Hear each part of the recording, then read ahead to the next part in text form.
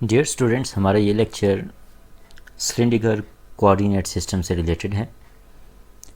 लेकिन cylindrical coordinate system पढ़ने से पहले हमें पोलर कोऑर्डिनेट सिस्टम के बारे में पता होना चाहिए।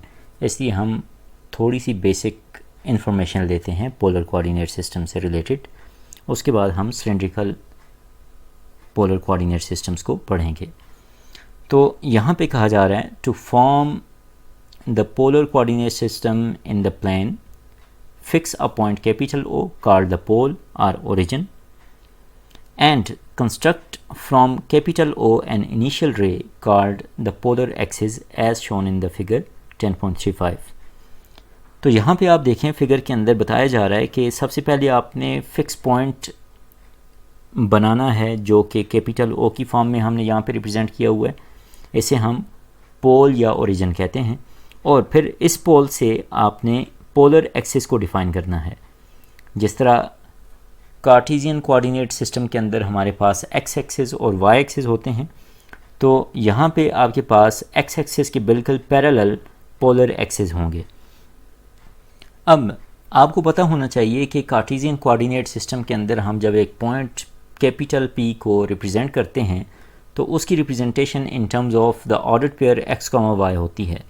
तो हमने उसी पॉइंट को यहाँ पे पोलर कोऑर्डिनेट सिस्टम के अंदर रिप्रेजेंट करना है। मींस हम अभी एक प्लेन के अंदर मौजूद एक पॉइंट पे काम कर रहे हैं। तो कहा जा रहा है कि जब आप ये दो कंस्ट्रक्शंस कर लेंगे, एक ओरिजिन की और दूसरी पोलर एक्सिस की, तो उसके बाद next then each point capital P in the plane can be assigned polar coordinates R comma theta as follows. तो फिर हम किसी भी पॉइंट को ordered pair R comma theta assign कर सकते हैं, जिसमें आर क्या है, R is equal to directed distance from O to capital P. R यहाँ पे डिस्टेंस है, वो ओरिजिन से मींस पोल से पॉइंट तक का डिस्टेंस है। और यहाँ पे जो थीटा है, theta equal to directed angle counter clockwise from polar axis to the segment O P. तो ओ पी जो हमारे पास लाइन सेगमेंट है, इसका जो एंगल पोलर एक्सिस के साथ बन रहा है in the positive direction means counter clockwise direction और एंटी क्लॉकवाइज डायरेक्शन, ये जो एंगल है इसे हम थीटा कहते हैं। तो जब आपके पास आर और थीटा मौजूद होंगे तो आप एक पॉइंट को in terms of R comma theta represent कर सकते हैं। और ये रिप्रेजेंटेशन पोलर कोऑर्डिनेट्स में पॉइंट की रिप्रेजेंटेशन कहलाती है। यहाँ पे अगर देखें तो कहा जा रहा है in figure 10.36 shows 3 points on the polar coordinate system. यहाँ पे आप देखें तो आपको यहाँ पे 3 पॉइंट्स नज़र आ रहे हैं। First 2 comma pi by 3, second 3 comma minus pi by 6 और थर्ड है 3 कामा 11 पाई बाई 6। इसके बाद कहा जा रहा है notice that in this system it is convenient to locate points with respect to a grid of concentric circles intersected by radial lines through the pole. यहाँ पे आप देख सकते हैं कि आप पोलर कोऑर्डिनेट सिस्टम को ग्रिड्स के थ्रू डिफाइन करें तो उसमें आपके लिए काफ़ी सहूलत पैदा होगी। ग्रिड्स किस तरह से आप यहाँ पे बना रहे हैं, कंसेंट्रिक सर्कल्स के साथ। मींस इन सारे सर्कल्स का सेम सेंटर है ओरिजिन पोल। और यहाँ पे देखें ये जो फर्स्ट सर्कल है इसका रेडियस 1 है, सेकंड सर्कल का रेडियस 2 है, थर्ड सर्कल का रेडियस 3 है, अप टू सो ऑन। आप इसी तरह चलते जाएं तो आपके पास पूरा सिस्टम बन जाएगा। यहाँ पे जब आप पॉइंट को रिप्रेजेंट करेंगे तो आपने जो डायरेक्टेड डिस्टेंस है उसे ओरिजिन से स्टार्ट करना है और जहाँ पे पॉइंट मौजूद है वहाँ तक लेके जाएंगे। इसके अलावा आपने साथ ये भी देखना है कि डायरेक्टेड एंगल क्या है। उसे जब स्पेसिफाई करेंगे तो आप एग्जैक्टली पॉइंट पे पहुँच जाएंगे। यहाँ पे फर्स्ट एग्जांपल में आप देखें जो पॉइंट है 2 कामा पाई बाई 3, इसका मतलब ये है कि यहाँ पे आर की वैल्यू है 2। तो ये सेकंड कंसेंट्रिक सर्कल पे मौजूद होगा पॉइंट, क्योंकि इसका जो डिस्टेंस है वो ओरिजिन से 2 यूनिट्स है। और हमारा सेकंड सर्कल उसका रेडियस भी 2 यूनिट्स है। अब यहाँ पे सेकंड सर्कल के ऊपर इनफाइनाइटली मैनी पॉइंट्स हो सकते हैं, उनमें से ये कौन सा पॉइंट है, तो ये हमें पता चलेगा थ्रू द एंगल थीटा।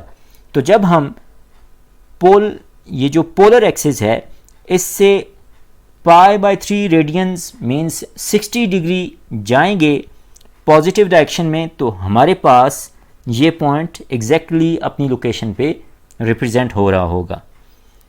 इसी तरह अगर आप सेकंड पार्ट में देखें तो यहाँ पे पॉइंट है 3, -π/6, इसका मतलब ये है ये थर्ड कंसेंट्रिक सर्कल पे होगा क्योंकि उसका रेडियस 3 है। और जो थर्ड पार्ट में पॉइंट है वो है 3, 11π/6, तो ये पॉइंट भी थर्ड कंसेंट्रिक सर्कल पे होगा क्योंकि यहाँ पे भी r की वैल्यू 3 है। इसके बाद नेक्स्ट कहा जा रहा है with rectangular coordinates each point x, y has a unique representation.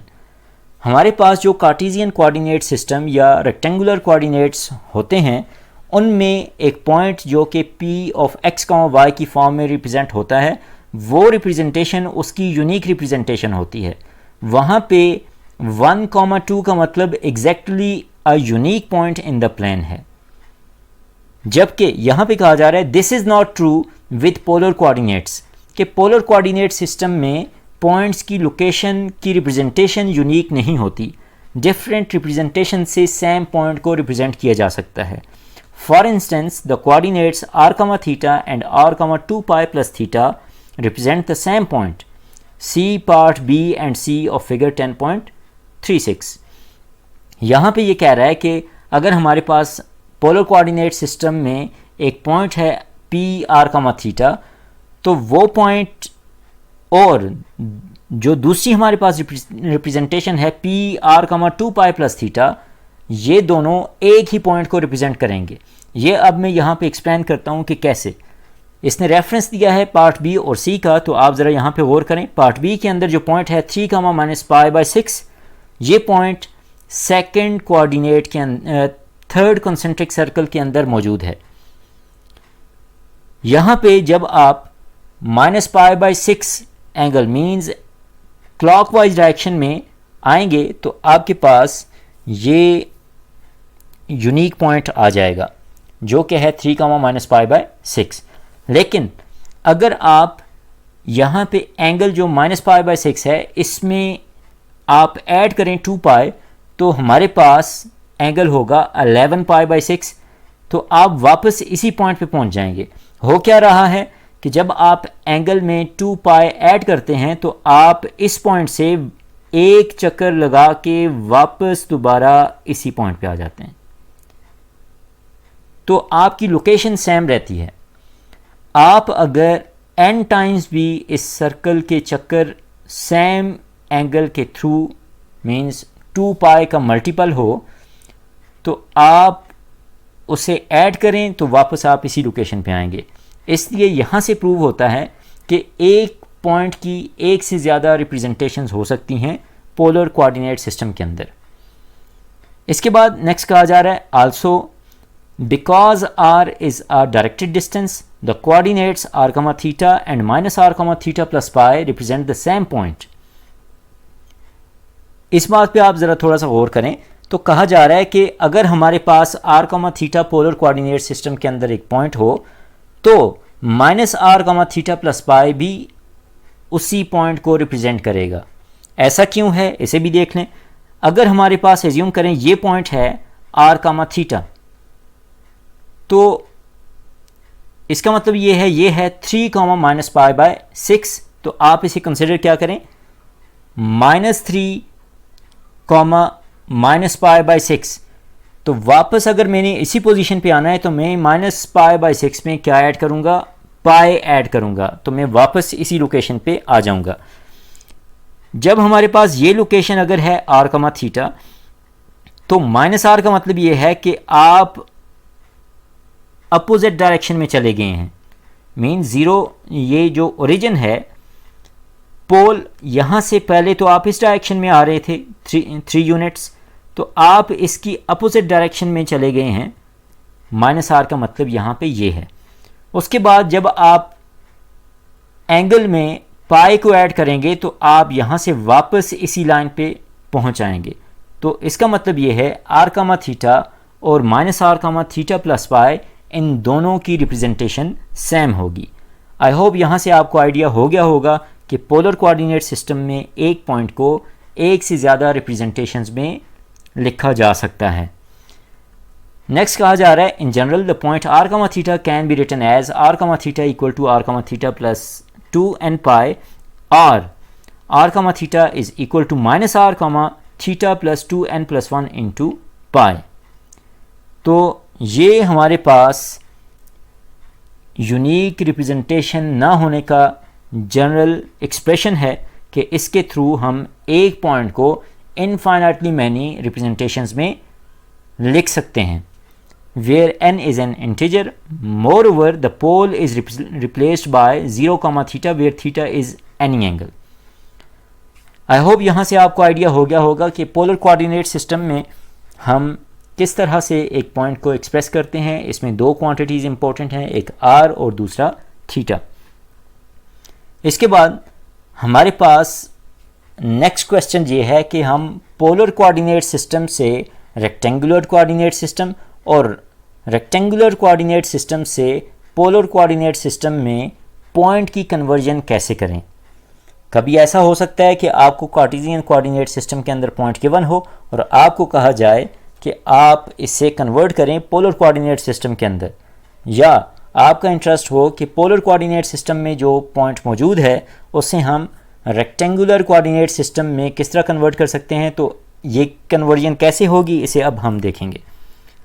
यहाँ पे आप देखें, to establish the relationship between polar and rectangular coordinates, let the polar axis coincide with the positive x-axis and the pole with the origin as shown in the figure 10.37. Because x, y lies on a circle of radius r, it follows that r power 2 is equal to x power 2 plus y power 2. आप यहाँ पे देखें कि इस figure के अंदर यहाँ पे x एक्सिस और पोलर एक्सिस को कंसाइड किया गया है। इसके बाद ओरिजिन को भी हमने कंसाइड कर दिया, मीन्स जो पोल है वो ही रेक्टेंगुलर कोऑर्डिनेट्स का ओरिजिन है। अगर हमारे पास पॉइंट है रेक्टेंगुलर कोऑर्डिनेट सिस्टम के अंदर x, y की फॉर्म में और पोलर कोऑर्डिनेट सिस्टम के अंदर r, थीटा की फॉर्म में, तो इस केस में r क्या होगा, वो ओरिजिन से इस पॉइंट तक डायरेक्टेड डिस्टेंस होगा। थीटा जो है वो पोलर एक्सिस से डायरेक्टेड डिस्टेंस के साथ एंगल होगा इन द काउंटर क्लॉकवाइज। अब चूंकि हमें पता है कि अगर हम इस पॉइंट को पोलर कोऑर्डिनेट सिस्टम के अंदर कंसिडर करें तो ये एक सर्कल के ऊपर है और उस सर्कल का रेडियस क्या होगा, उस सर्कल का रेडियस r होगा। तो इसका मतलब ये है, हम कह सकते हैं कि ये इक्वेशन सेटिस्फाई होगी r power 2 is equal to x power 2 plus y power 2। क्यों? मीन्स वो पॉइंट इस सर्कल पे लाई कर रहा है, तो हमारे पास सेंटर है ओरिजिन 0 0, तो सर्कल होगा x power 2 plus y power 2 equal to r power 2, means इस सर्कल का रेडियस r है।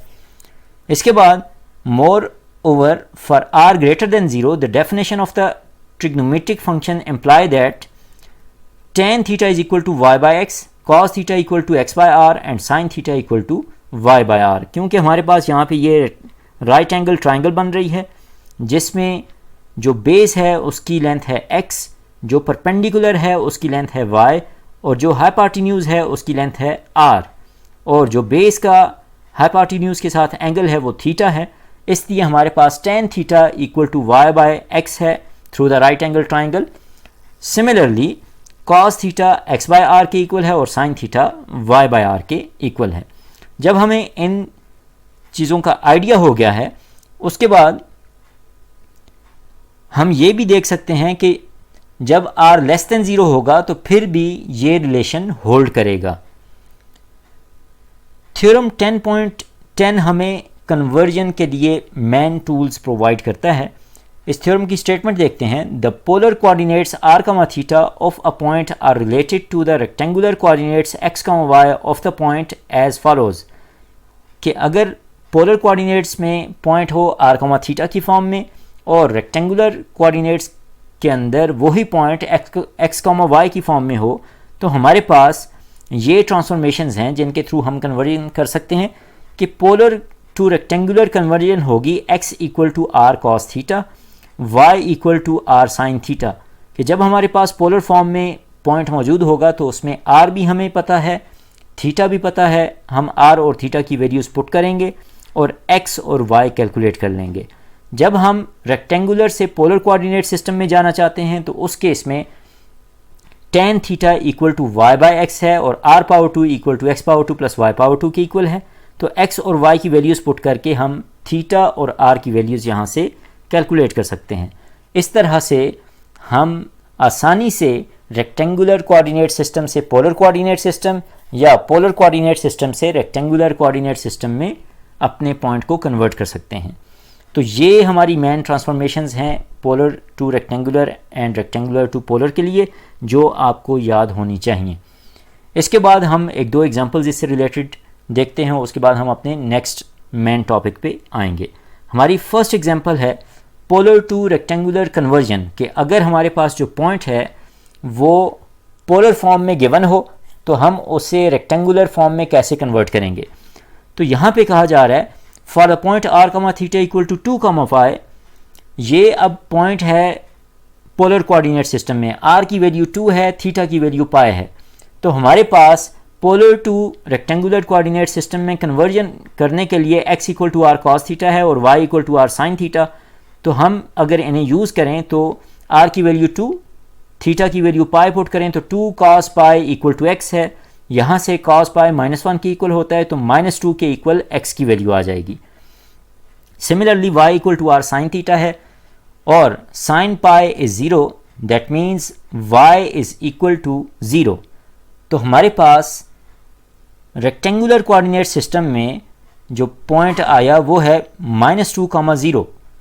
इसका मतलब ये है कि जो पॉइंट पोलर कोऑर्डिनेट सिस्टम में 2, पाई की फॉर्म में रिप्रेजेंट हो रहा था वो रेक्टेंगुलर कोऑर्डिनेट सिस्टम में -2, 0 की फॉर्म में रिप्रेजेंट होगा। इसी तरह हमारी सेकंड एग्जांपल है रेक्टेंगुलर टू पोलर कन्वर्जन।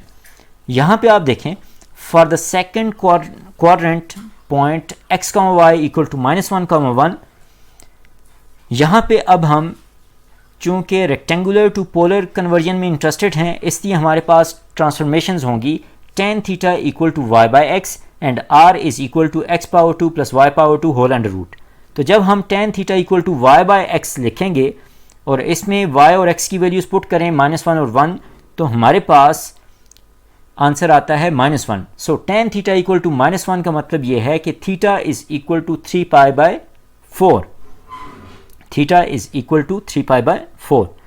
इसके बाद आप देखें कि यहाँ पे कहा जा रहा है कि because theta was chosen to be in the same quadrant as x, y, चूँकि पॉइंट को देखते हुए पॉइंट है -1, 1, तो ये सेकंड क्वाड्रेंट में है, तो आपका एंगल जो है वो भी सेकंड क्वाड्रेंट के अंदर होना चाहिए। तो इसलिए tan थीटा इक्वल टू -1 का जो सोल्यूशन होगा वो theta equal to 3 pi by 4 होगा। मीन्स आप पाई में से सब्ट्रैक्ट कर देंगे पाई बाई 4। इसके बाद हमारे पास जो r की वैल्यू है वो कैलकुलेट करने के लिए हम यूज़ करेंगे x power 2 plus y power 2 whole under root. तो -1 power 2 plus 1 power 2 whole under root is equal to under root 2। तो यहाँ से r की वैल्यू आ गई। इसका मतलब ये है कि जो पॉइंट हमारे पास रेक्टेंगुलर कोऑर्डिनेट सिस्टम के अंदर था -1, 1, वो पोलर कोऑर्डिनेट सिस्टम के अंदर रिप्रेजेंट हो सकता है किस तरह, under root 2, 3 pi by 4, under root 2, 3 pi by 4। यहाँ पे अगर मैं इसी पॉइंट की एक दो और फॉर्म्स बताना चाहता हूँ वो भी आप देखें तो वो इसी पॉइंट को रिप्रेजेंट करेंगी। अगर मैं अंडर रूट 2 की जगह -√2 लिखूँ तो फिर मुझे 3 पाई बाय 4 में पाई को ऐड करना होगा, तो अगेन वही पॉइंट हमें मिलेगा। और इसके साथ साथ अगर अंडर रूट 2 के साथ में 3 पाई बाय 4 में +2n पाई ऐड कर दूं तो फिर भी हमें same point -1, 1 rectangular coordinate system के अंदर मिलेगा। तो ये हमारी जो डिस्कशन थी ये पोलर कोऑर्डिनेट सिस्टम से रिलेटेड थी। इसके बाद हम सिलिंड्रिकल पोलर कोऑर्डिनेट सिस्टम को देखते हैं। तो हमारा नेक्स्ट टॉपिक है सिलिंड्रिकल कोऑर्डिनेट सिस्टम्स। यहाँ पे आप देखें कि कहा जा रहा है, in this section you will study two alternative space coordinate systems. The first, the cylindrical coordinate system is an extension of polar coordinates in the plane to three-dimensional space। यहाँ पे जिस तरह अभी हमने पोलर कोऑर्डिनेट सिस्टम को पढ़ा था, तो वहाँ पे हम जिस क्वांटिटी को डिस्कस कर रहे थे वो प्लेन के अंदर मौजूद थी। तो जब हमारे पास थ्री डायमेंशनल स्पेस मौजूद होगी तो हमने अगर पोलर कोऑर्डिनेट सिस्टम वाली फैसिलिटी वहाँ पे लेनी है तो हमें सिलिंड्रिकल कोऑर्डिनेट सिस्टम में आना होगा, क्योंकि सिलिंड्रिकल कोऑर्डिनेट सिस्टम ये पोलर कोऑर्डिनेट सिस्टम की एक्सटेंशन है थ्री डायमेंशनल स्पेस के अंदर। तो अब हम देखते हैं कि सिलिंड्रिकल कोऑर्डिनेट सिस्टम कैसा होता है। तो यहाँ पे देखें कि in a cylindrical coordinate system a point capital P in space is represented by an order triple r, theta, z।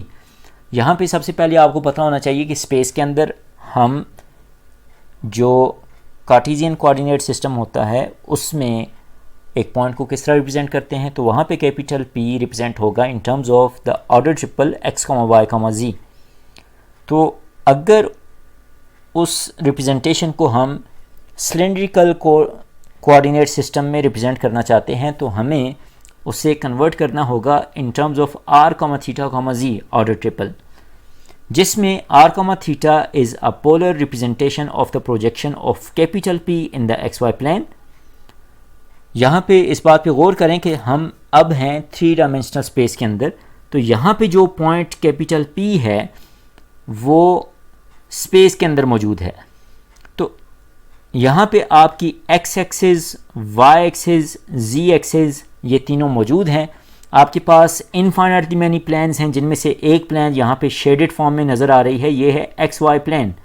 तो जब आप पॉइंट P की प्रोजेक्शन XY प्लेन पे लेंगे तो यहाँ पे उस पॉइंट की जो रिप्रेजेंटेशन होगी, उस पॉइंट की प्रोजेक्शन की जो रिप्रेजेंटेशन होगी XY प्लेन के अंदर, वो पोलर कोऑर्डिनेट सिस्टम में रिप्रेजेंट होती है। मीन्स आपने जिस तरह अभी देखा था कि ये आपका वो r वेक्टर है, डायरेक्टेड डिस्टेंस, ये डायरेक्टेड एंगल है थीटा, और ये देख लें कि यहाँ पे आपकी पोलर एक्सिस x एक्सिस है। तो इस चीज़ को माइंड में रखते हुए आप देख सकते हैं कि r, थीटा क्या है, ये प्रोजेक्शन है पॉइंट कैपिटल P की ऑन द XY प्लेन। और z क्या है, z is the directed distance from r, theta two capital P। जब हम r, थीटा के थ्रू देखें तो हम इस लोकेशन पे पहुँचे। यहाँ से आपने इस लोकेशन से XY प्लेन के अंदर इस लोकेशन से z डायरेक्शन में डिस्टेंस z जाना है तो आप पॉइंट P पे पहुंच जाएंगे। ये बात आपको क्लियर होगी। इसके बाद अब आप देखें कि यहाँ पे जब हम पहुंचेंगे तो ये पॉइंट r, थीटा, z की फॉर्म में, मीन्स ऑर्डर ट्रिपल की फॉर्म में रिप्रेजेंट हो रहा होगा। तो ये टोटल आइडिया है सिलिंड्रिकल कोऑर्डिनेट सिस्टम का। अब यहाँ पे अगर हम सिलिंड्रिकल कोऑर्डिनेट सिस्टम्स को कन्वर्ट करना चाहते हैं in terms of rectangular coordinate system, तो उसके लिए हमारे पास ट्रांसफॉर्मेशंस हैं x equal to are cos theta, y equal to are sine theta. किस वजह से? क्योंकि ये r, थीटा का जो आइडिया है XY प्लेन के अंदर वो पोलर कोऑर्डिनेट सिस्टम से मैच करता है। तो वही ट्रांसफॉर्मेशन यहाँ पे यूज़ हो रही हैं। और z is equal to z, तो z चूँकि सेम ही रहा, z के इक्वल है, इसलिए ये हमारी ट्रांसफॉर्मेशन हैं जिनके थ्रू हम सिलिंड्रिकल कोऑर्डिनेट्स को रेक्टेंगुलर कोऑर्डिनेट्स में कन्वर्ट कर सकते हैं। इसी तरह अगर हम इंटरेस्टेड हों रेक्टेंगुलर कोऑर्डिनेट सिस्टम से सिलिंड्रिकल कोऑर्डिनेट सिस्टम में कन्वर्जन के लिए, तो उस केस में हमारे पास r⁴ equal to x⁴ plus y⁴ है, tan theta equal to y/x है और z इक्वल टू z है। तो ये हमारी ट्रांसफॉर्मेशन यूज़ होंगी रेक्टेंगुलर कोऑर्डिनेट सिस्टम में जो पॉइंट होगा उसे सिलिंड्रिकल कोऑर्डिनेट सिस्टम में कन्वर्ट करने के लिए। इसके बाद आप माइंड में रखें the point 0, 0, 0 is called the pole. जिस तरह पोलर कोऑर्डिनेट सिस्टम में 0,0 पोल था, तो इस तरह सिलेंड्रिकल पोलर कोऑर्डिनेट सिस्टम में 0,0,0 ये पॉइंट पोल होगा. Moreover, because the representation of a point in the polar coordinate system is not unique, it follows that the representation in the cylindrical coordinate system is also not unique. तो यहाँ से ये चूँकि extension है polar coordinate system की, तो इसलिए यहाँ पे भी किसी भी पॉइंट की रिप्रेजेंटेशन यूनिक नहीं है. आप उसे एक से ज़्यादा फॉर्म्स के अंदर रिप्रेजेंट कर सकते हैं, क्योंकि यहाँ पे आर और थीटा बीच में यूज़ हो रहे हैं. और उसके लिए हमने देखा था कि जब हम आर की जगह -r देखें तो थीटा में प्लस पाई कर देंगे, और जब हम आर को आर एज इट इज़ लिखें तो उस केस में हम थीटा में अगर 2n पाई ऐड करें तो हम वापस उसी पॉइंट पे पहुंच जाते हैं. तो इसलिए यहाँ पे भी रिप्रेजेंटेशन यूनिक्स नहीं है. इसके बाद हम इससे रिलेटेड कुछ एग्जांपल्स देखते हैं. एग्जांपल 1 है सिलेंड्रिकल टू रेक्टेंगुलर कन्वर्जन. तो इसमें कहा जा रहा है convert the point r, θ, z equal to 4, 5 pi by 6, 3 to rectangular coordinates. तो पॉइंट गिवन है r, थीटा और z की फॉर्म में, और हमने इसे रेक्टेंगुलर कोऑर्डिनेट्स में मींस x, y, z में रिप्रेजेंट करना है. Using the cylindrical to rectangular conversion equations we proceed. तो हमारे पास वो इक्वेशंस क्या थी? x equal to r cos theta, y equal to r sin theta and z equal to z. यहाँ पे आप देखें तो x equal to 4 into cos, ये थीटा की वैल्यू है 5 पाई बाई 6, और ये हमारे पास सिंप्लीफाई होके आ रहा है -2 इंटू √3. और y किसके इक्वल है? r sin theta. तो ये हमारे पास सॉल्व होके आ रहा है 2 के इक्वल, और z इक्वल टू z है तो z यहाँ पे 3 के इक्वल ही है. तो इसलिए रेक्टेंगुलर कोऑर्डिनेट सिस्टम में ये पॉइंट r, थीटा, z किस तरह रिप्रेजेंट होगा? x, y, z equal to -2 into √3, 2, 3. तो ये हमारा रिक्वायर्ड सॉल्यूशन है. आप इसे फिगर के अंदर भी देख सकते हैं कि ये हमारे पास प्रोजेक्शन और उसके बाद distance along the z axis, जब हम 3 यूनिट्स जाएंगे तो हम पॉइंट P पे पहुंच जाएंगे. तो ये जो P है ये एग्जैक्टली इसके पैरेलल 3 के पैरेलल आ रहा है. तो जिस तरह अभी मैंने इस चीज़ को डिस्कस किया था, आप उसके साथ इसे मैच कर लें तो r, थीटा और z तक आप पहुंच जाएंगे. बल्कि आप यहाँ पे देखें कि ये हमारे पास ये सबसे पहले आइडेंटिफाई करें कि x की वैल्यूज़ पॉजिटिव किस साइड पे हैं, y की वैल्यूज़ पॉजिटिव किस साइड पे हैं. तो y की वैल्यूज़ 1, 2, 3, 4 ये पॉजिटिव y एक्सिस है. x की वैल्यूज़ 1, 2, 3 इस साइड पे पॉजिटिव हैं, इस साइड पे नेगेटिव हैं. और z की वैल्यूज़ इस साइड पे अपवर्ड्स पॉजिटिव हैं, डाउनवर्ड्स नेगेटिव हैं. चूँकि r, थीटा और z की वैल्यूज़ कुछ इस तरह थी, r था 4, थीटा था 5 पाई बाई 6. तो x एक्सिस से अगर आप देखें तो 5 पाई बाई 6 आप यहाँ पे पहुँचते हैं. तो इस डायरेक्शन में आप 4 यूनिट्स जाएं तो आप इस लोकेशन पे पहुँचेंगे. इसके बाद आप यहाँ से इसी पॉइंट से, जो कि XY प्लेन के अंदर पॉइंट मौजूद है, इससे 3 यूनिट्स अबव जाएं अलोंग द z एक्सिस तो आप पॉइंट P पे पहुँचेंगे. तो ये वो पॉइंट है जो कि सिलेंड्रिकल पोलर कोऑर्डिनेट सिस्टम में रिप्रेजेंट किया हुआ है. हमने जब इसे रेक्टेंगुलर कोऑर्डिनेट सिस्टम में रिप्रेजेंट किया तो वो आ गया -2 इंटू √3, 2, 3, जो कि हमारा रिक्वायर्ड सॉल्यूशन था. इसके बाद हमारी जो नेक्स्ट एग्जांपल है वो है रेक्टेंगुलर टू सिलेंड्रिकल कन्वर्जन. तो कहा जा रहा है convert the point x, y, z equal to 1, √3, 2 to cylindrical coordinate system. यहाँ पे पॉइंट गिवन है, मींस x, y, z की वैल्यूज़ गिवन है. तो हम यहाँ पे अपनी ट्रांसफॉर्मेशन यूज़ करते हैं जिसमें r इक्वल है x⁻² + y⁻² whole under root, theta equal है tan theta equal to y/x और z इक्वल टू z. यहाँ पे जब हम r equal to x⁻² + y⁻² whole under root use करते हैं तो इससे हमारे पास यहाँ पे सॉल्यूशन आ रहा है +-2. इसके बाद tan थीटा इक्वल टू √3 है, which implies theta is equal to r tan of under 3 plus n pi which is equal to pi by 3 plus n pi, और z equal to 2 है as it is। यहाँ पे आप देखें कि कहा जा रहा है you have two choices for r and infinitely many choices for theta as shown in figure 11.68. Two convenient representations of the point r, first one is 2 comma pi by 3 comma 2 and the second one is minus 2 comma 4 pi by 3 comma 2। आप यहाँ पे अगर देखें तो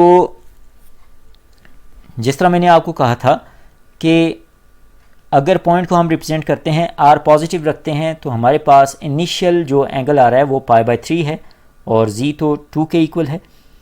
अगर मैं r की जगह माइनस r यूज़ करूँ मीन्स -2, तो मुझे फिर थीटा में क्या ऐड करना होगा, पाई। तो मैं अगर थीटा में पाई को ऐड करूँ मीन्स पाई बाई 3 में पाई को ऐड कर दूँ तो ये बन जाएगा 4 पाई बाई 3 और z सेम ही रहा। तो